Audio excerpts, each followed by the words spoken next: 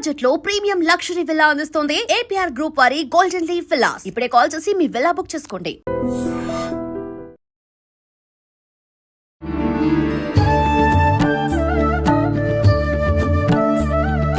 నమస్కారం, welcome to I dream. ధర్మ మార్గం విత్ విజిత కార్యక్రమానికి స్వాగతం. ఓకే, అయితే గురుగారు ఎలాగూ మార్గశీర మాసం అని చెప్పారు కదా, మార్గశీర మాసంలో ప్రత్యేకించి విశిష్టత మనం ఇందాకే మాట్లాడుకున్నాము.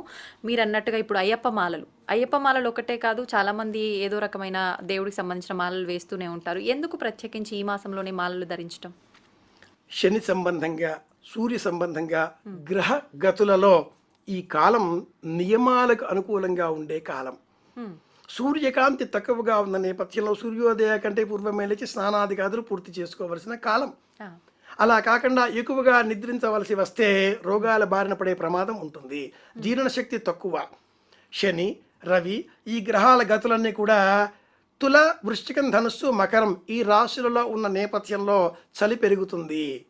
పగటి కాలం తక్కువ, రాత్రి ఎక్కువ. కనుక ఈ కాలంలో శని గ్రహానికి సంబంధించిన నల్లని వస్త్రాలు ధరించాలి.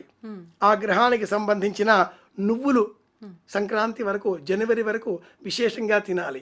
నువ్వుల నూనెతో దీపారాధన చేయాలి. దీపావళిలో నువ్వుల నూనెని దేహమంతా అలదుకొని స్నానాదికాదులు పూర్తి చేయాలి. ఇలాంటి వైజ్ఞానిక ఆచారాల నేపథ్యంలో మన పండుగలన్నీ ఉన్నాయి. అలాగే నియమం చాలా అవసరం. నశ్రేయో నియమం వినా, నియమం లేకపోతే శ్రేయస్సు కలగదు. ఆ నేపథ్యంలోనే ఈ మాసంలో తిరుప్పావై పాశురాలను అనుసంధానం చేసుకునే క్రమంలో సూర్యోదయం కంటే పూర్వమే లేచి స్వామిని తలుచుకొని పెసరపప్పు, బియ్యం, నెయ్యి, బెల్లం వీటితో పులగం సిద్ధం చేసి స్వీకరిస్తారు. సూర్యోదయం కంటే పూర్వమే. ఇక మళ్ళీ ఇంకొకసారి తినేది లేదు, ఒకటేసారి. అది కూడా ముష్టి అనే ఒక ప్రమాణం ఉంది. 4 చేతులు ఇలా మూసి బొటన వేలుతో మూసి పెడితే ఈ మధ్యలో ఎంత ప్రమాణం ఉంటుందో అంత ప్రమాణానికే ముష్టి అని పేరు. ముష్టివాడు అంటే ఇలా వేస్తే స్వీకరించేవాడు, అడిగేవాడు కాడు. ఈ ముష్టి ప్రమాణంలో ఉండే పదార్థాన్ని 16 సార్లు మాత్రమే తినాలి. 30 40 కుండలో కాదు. ఇందులో ఉంటుందో అంత మాత్రమే 16 సార్లు మాత్రమే తింటే అది ఆరోగ్యదాయకం. అది కూడా సూర్యోదయానికంటే పూర్వం. ఇవి బోధించే వ్రతాలే తిరుప్పావే పాశుర వ్రతాలు. ఇవి బోధించేవే కార్తీక మాస నియమాలు. ఇవి బోధించేవే అయ్యప్ప దీక్షలు. కనుకనే అయ్యప్ప దీక్షలో కూడా ఒకే పూట భోజనం, అందరిలో కూడా దైవాన్నే చూడడం, చన్నీటి స్నానం చేయడం, నేలపైన పడుకోవడం, మెడలో మాల ధారణ వేసుకోవడం, నియమాల మాసంగా భావన చేయడం, నియమాల తోరణంగా జీవితాన్ని గడపడం, పాద నడక, కాలి నడకన పాదరక్షలు లేకుండా ప్రయాణం చేయడం. వీటన్నింటి వెనకాల ఉండే అంతరార్థం ఇదే. గురుగారు, ఇప్పుడు పాశురాలు అన్నారు కదా, తిరుప్పావై పాశురాలు. నిజంగా ఈ పాశురాలు మన లాంగ్వేజ్లో ఉండవు, తమిళంలో ఉంటాయి. మరి తమిళం రాని వాళ్ళు ఏం చేయాలి? ఈ పాశురాలు చేయడం వల్ల కలిగే ఫలితం ఏంటి, అసలు ఉపయోగం ఏంటి? తెలుగువారు చాలా గొప్పవారు, నమస్కారం చేద్దాం. ఎందుకంటే తమిళం మనది కాదు. అవును. కానీ తిరుప్పావే పాశురాలు అధ్యయనం చేస్తాం. మరాఠీ భాష మనది కాదు. కానీ సాయినాథుడి భజన కీర్తనలు మరాఠీ వేషధారణలో కూడా చేస్తూ ఉంటాం. 5 6 హారతులు ఇస్తూ ఉంటాం. మనది కాకపోయినా మనది చేసుకునేటటువంటి మనోవైశాల్యం గల తెలుగు వారందరికీ మరో మహా నమస్కారం. మనది కాకపోయినా జ్ఞానం కోసం అంటే మట్టుకు తిరుప్పావే గురించి మనం తెలుసుకోవాలి. అధ్యయనం చేసే క్రమంలో పాశురములు అన్న పేరిట గోదాదేవి 30 పాశురములతో స్వామిని కీర్తించి స్వామిలో లీనమైంది. మధురకు సంబంధించిన మధురమైనటువంటి ఈ కథానికలో విల్లిపుత్తూరు అనే గ్రామంలో, శ్రీబిరంబుదూరు అనే గ్రామంలో స్వామికి తులసి వనంలో లభించినటువంటి ఈ చిన్నారి గోదాదేవి, ఆండాళ్, నన్నేలిన తల్లి అని పిలుచుకున్నారు. కోదై అన్న పేరు పెట్టాడా తండ్రి విష్ణుచిత్ర వారు. కోదై అంటే పూలబాల అని అర్థం. పువ్వులతో మాలికలు సిద్ధం చేసి స్వామికి రంగనాథుడికి సమర్పిస్తూ అంతరంగనాథుడిగా ఆ స్వామిని మలచుకొని ప్రతిరోజు ఒక పాశురం, పావై, ఆ పాటలన్నీ చివర పావై అన్న పదంతో ఉంటాయి. తిరు అంటే పవిత్రం, తిరుపావై పవిత్రమైన పాటలు. సూర్య సంచారం ధనురాశిలో ప్రవేశించినది మొదలుగా 30 రోజులు ఈ పాశురాలతో స్వామిని సేవించి 30వ రోజు నాడు స్వామిలో లీనమైన ఈ గోదాదేవి కథ ఆముక్తమాల్యద పేరిట ప్రసిద్ధం. ఈనాటి కాలంలో వివాహం కానటువంటి యువతులు ఈ తిరుప్పావి వ్రతం చేస్తే వివాహం అవుతుంది అని పలువురు చెప్పడంతో పాటిస్తున్నారు కూడా. నిజానికి అలా కాదు. తిరుప్పావై పాశుర వ్రతాన్ని మనం అనుసంధానం చేసుకుంటే మోక్షం లభిస్తుంది. వివాహం కానటువంటి అమ్మాయిలు వివాహం కావడం కోసం రుక్మిణీ కళ్యాణం చదువుకోవాలి అని శాస్త్రం. తిరుప్పావై చదివితే మోక్షం లభిస్తుంది. ఈ పాటలలో రాముడి, కృష్ణుడి, దశావతారాల అనేక విశేషాంశాల వృత్తాంతాలు అందులో అనుబంధింపబడి ఉన్నాయి.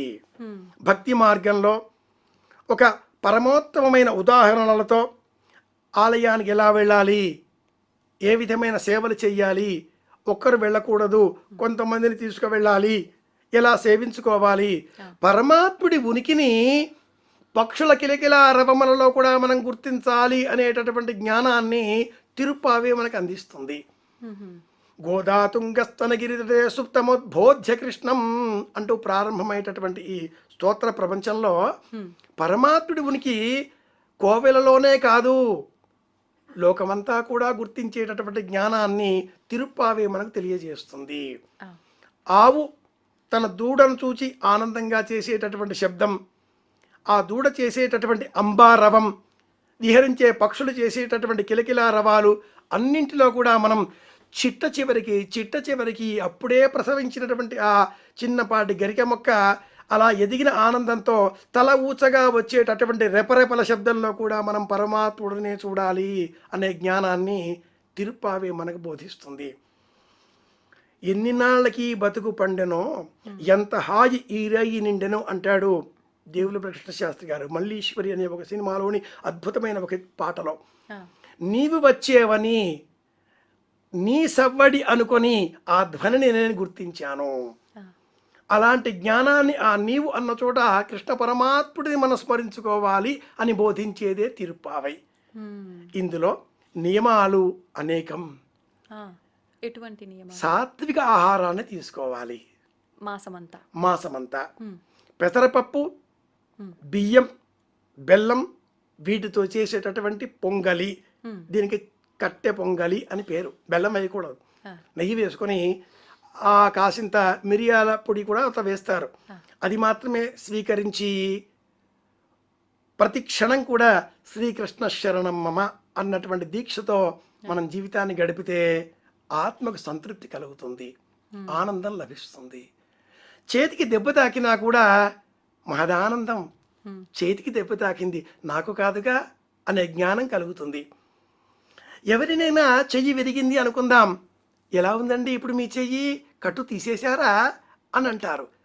ఎలా ఉందండి మీకు కాదు, ఎలా ఉందండి మీ చేతికి అంటే మీరు వేరు, మీ చెయ్యి వేరా. మీరు అంటే ఈ దేహంలో ఉండే ఏదో ఒక ఆత్మ, అది వేరు. ఆ జ్ఞానం మనకు కలగడం కోసమే ఆధ్యాత్మిక ఆలోచనలు. భగవాన్ రమణ మహర్షుల వారికి ఒక వ్యాధి వచ్చింది, మహావ్యాధి, క్యాన్సర్. వైద్యులు వచ్చారు, ఇంజెక్షన్ ఇస్తా ఉన్నారు. ఆ మహానుభావుడు, మీరు ఇంజెక్షన్ ఇచ్చేది ఈ దేహానికి, నాకు కాదు. నేను స్నానం చెయ్యాలి, నేను భోజనం చెయ్యాలి, నా పనులన్నీ చక్కబెట్టుకున్న తర్వాత నేను ఊరికే ఉన్న సమయంలో ఈ దేహానికి మీరు ఏం చేస్తారో అవి చేసుకోండి. నేను వేరే, దేహం వేరే. ఈ జ్ఞానం కోసమే సనాతన ధర్మం, ఈ జ్ఞానం కోసమే ఆధ్యాత్మిక ప్రపంచం. అయితే గురువుగారు, మీరు ఇందాక గోదాదేవిది పూజలు ఇవన్నీ పాశురాలు చదవటం అన్నారు కదా, ఇదే వ్రతమా వివాహం కాని వాళ్ళు చేయాల్సింది? మార్గలి వ్రతం అన్నారు కదా, అది సపరేట్ విధానమా, ఇదేనా? మార్గళి వ్రతం, దీన్నే పవిత్రంగా చెప్పాలి అంటే పరమాత్ముడి ఉనికిని మన మనస్సు గుర్తించే వ్రతం అని గ్రహించాలి. మార్గాన్ని బోధించే వ్రతం మార్గళి వ్రతం. సూర్య సంచారం ధనురాశిలో ప్రారంభం అయినది మొదలుగా 30 రోజులలో అంతరంగనాథుడినే, అంతటా ఉండే రంగనాథుడినే, ఆ కోవెలలో ఉండే రంగనాథుడిగా గుర్తించేటటువంటి జ్ఞానం మనకు కలగజేసేవి తిరుప్పావై పాశురాలు. భౌతికమైన విషయమాంఛలతో కూడుకుని ఉన్నటువంటి వివాహం కావడం అనేటటువంటి కోరికతో ఉండే వారికి ఈ వ్రతం ఎంత మాత్రమూ సరిపోయేది కాదు. మార్గళి వ్రతం, మార్గశీర్ష వ్రతం పరమాత్ముడి అనుభవాన్ని కలిగింపజేసేటటువంటి వ్రతం. దీనికి స్నాన వ్రతం అనే పేరు కూడా ఉంది. వివాహం కావాలి అనేటటువంటి సంకల్పం గల బాలికలు రుక్మిణీ కళ్యాణం చదువుకోవాలి. తద్వారా వివాహ యోగం సిద్ధిస్తుంది. మార్గళి వ్రతం, మార్గశీర్ష వ్రతం, స్నాన వ్రతం, తిరుప్పావై వ్రతం, నోము, ఏ పేరుతో పిలిచినా ఈ వ్రతం పాటిస్తే మట్టుకు లభించేది మోక్షం, కృష్ణ పరమాత్ముడి దివ్య దర్శనం. ఇది అనుభవైక వేద్యం. గురుగారు, ప్రత్యేకించి మనం శివుణ్ణి బిల్వదళాలతో, స్వామివారిని విష్ణుమూర్తిని తులసి దళాలతో అర్చిస్తాం. కానీ ఈ మాసం గురించి తీసుకుంటే మాత్రం ప్రత్యేకించి విష్ణుమూర్తిని కూడా బిల్వపత్రాలతో అర్చిస్తారని చెప్పి విన్నాం. ఇది నిజమేనా? ఎందుకని? నిజమే. సంవత్సరం అంతా కూడా తిరుమలలో శ్రీ వెంకటేశ్వర స్వామి వారిని తులసి దళాలతో పూజించేటటువంటి సంప్రదాయం ఈ తిరుప్పావై పారాయణం చేసేటటువంటి ధనుర్మాసంలో మట్టుకు విశేషంగా మారేడు దళములతో స్వామిని సేవించుకోవడం మనం గమనిస్తూ ఉంటాం. 365 రోజులలో కూడా స్వామి సన్నిధానంలో కౌసల్య సుప్రజా రామపూర్వ సంధ్యా ప్రవర్తతే ఉత్తిష్ట నరశార్దూల సుప్రభాతం ఈ ధనుర్మాసంలో ఉండదు. ఎందుకని? ఈ ధనుర్మాసంలో సుప్రభాతానికి బదులుగా తిరుప్పావై పాశురాలను స్వామివారికి వినిపిస్తారు. తిరుమలలో స్వామి ఆలయంలో ఒకవైపున రామచంద్రుల వారు, మరొక వైపున రుక్మిణీ సమేత ఆ కృష్ణ పరమాత్ములు కూడా వేంచేపు చేసి ఉన్నారు. స్వామిని సేవించేటటువంటి క్రమంలో ఆలయ నియమాలకు అనుసంధానింపబడి ఆ దివ్యక్షేత్రంలో ధనుర్మాసంలో సుప్రభాత సేవకు బదులుగా విశేషంగా తిరుప్పావై సేవని నిర్వహిస్తారు.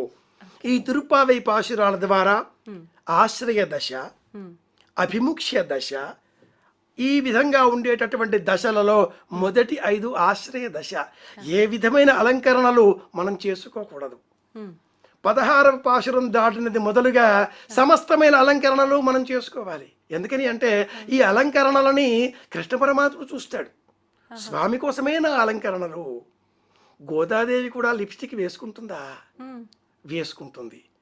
గోదాదేవి వేసుకునే ఆ లిప్స్టిక్ ఎలాంటిది అంటే తమలపాకులు, కస్తూరి, జవ్వాజి, పునుగు ఇలాంటి పదార్థాలన్నింటినీ కూడా దంచి ఉండలుగా చేసి నీడలో ఆరబెట్టి స్వామి సన్నిధానానికి వెళ్ళే సమయంలో తమలపాకు ఈ మిశ్రమంతో కూడుకున్న ఆ ఉండ ఇలా పెదవికి రాచుకొని వెళితే స్వామి దర్శనం చేసుకుంటాడు.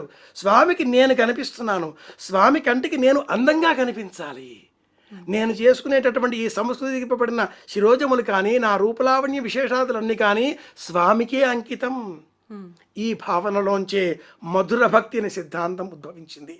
ఈ క్రమంలో పురుషుడు ఒక్కడే రంగనాథుడు శ్రీమన్నారాయణమూర్తి, సమస్త ప్రాణికోటి స్త్రీలే, స్త్రీ సహజ స్వరూపంగా ఉండేటటువంటి రూపాలే. ఈ నేపథ్యంలోనే భక్తిలో, మధుర భక్తిలో పురుషుడు అన్న శబ్దం ఒక్క విష్ణువు, మిగతా జీవకోటి అంతా కూడా స్త్రీ స్వరూపమే. ఇది బోధించడమే తిరుప్పావై పాశురాలలో ఉండేటటువంటి అంతఃసూత్రం. అది బోధ కావాలి, అర్థం కావాలి అంటే అపారమైన జ్ఞానం కావాలి. ఈ జ్ఞానం కోసమే భారత భాగవత రామాయణాలు, మార్గళి స్నాన సేవలు. ఇవన్నీ వివాహమైన వాళ్ళు కూడా ఆచరించవచ్చు, ఎవరైనా ఆచరించవచ్చు. వివాహం లౌకికమైన విషయం.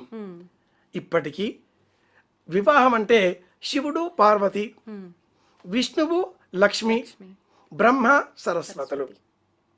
కార్తీక పురాణం తీసుకుంటే కార్తీక పురాణం పార్వతికి పరమేశ్వరుడు చెప్పాడు, లక్ష్మికి విష్ణువు చెప్పాడు. ఈ పాటి మీకు అర్థమై ఉంటుంది. బ్రహ్మ ఎవరికి చెప్పాడో? బ్రహ్మ సరస్వతి చెప్పలేదు, నారదుడు చెప్పాడు. ఎందుకని అంటే నరుడు దేహం, మనమంతా కూడా నారాయణుడు పరంధాముడు, ఇరువురి మధ్య మార్గం నారదుడు. నరుడు, నారాయణుడు, నారదుడు. ఇలాంటి నేపథ్యం మనకు అర్థం కావడానికై లౌకికమైనటువంటి వివాహము, సంతానము, డబ్బు, పిల్లలు, కోరికలు ఇవన్నీ కూడా భౌతికం ఉంటాయి. వీటిని మించి మనది అయిన సమయం మనకు లభించినప్పుడు ఆ ఏకాంతంలో మనం ఎవరమో మనకే తెలుస్తుంది.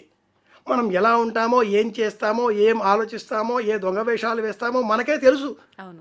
ఆ సమయంలో మనం పరమాత్ముడి గురించి ఆలోచించగలిగితే అప్పుడు మనకు జ్ఞానోదయం అవుతుంది, మార్గశీర్ష వ్రతం పాటించిన పుణ్యఫలం లభిస్తుంది. అందుకోసమే తిరుప్పావై. అయితే గురుగారు, ఇప్పుడు తిరుప్పావై పఠనం చేయడం వల్లనే ఈ మాసం విశిష్టత అంతా మనకు అర్థమవుతుందా, లేదంటే ఏదైనా పుస్తక రూపంలో చదవాలి అని అంటే పుస్తకం ఏమైనా ఉందా? శాస్త్రాణం విషయస్తావత్ యావన్ మందర సాగరే.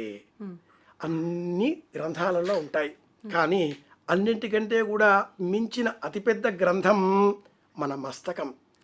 ఈ పుస్తకాలన్నీ లోకంలో ఉంటాయి. విష్ణు పురాణం, విష్ణు ధర్మోత్తర పురాణం, అలాగే తిరుప్పావే పాశుర గ్రంథం, భాగవతం, భగవద్గీత ఈ మాసానికి సంబంధించి చదువుతూ ఉంటాం. ఇవన్నీ గ్రంథాలు.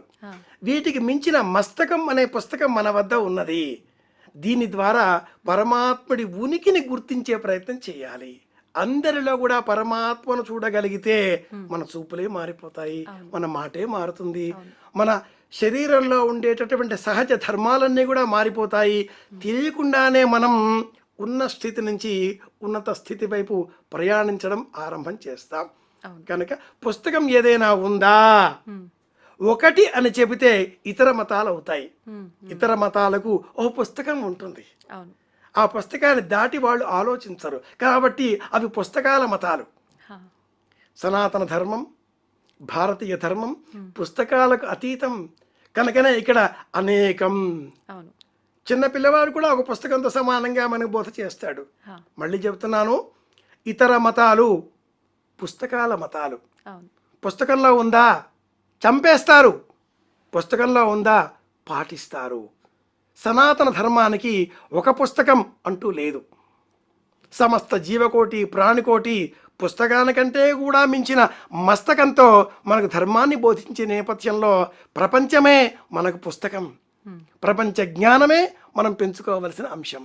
అవును, సంతోషం గురుగారు. చాలా అమూల్యమైన విషయాలు మన ధర్మానికి సంబంధించి గీతలో కృష్ణుడు చెప్పిన మంచి మంచి విషయాల వల్ల మనం ఏం నేర్చుకోవచ్చో ఇలాంటి మంచి మంచి విషయాలు కూడా చాలా చక్కగా మా అందరికీ అర్థమయ్యే విధంగా వివరించారు. ధన్యవాదాలు. కృష్ణార్పణం.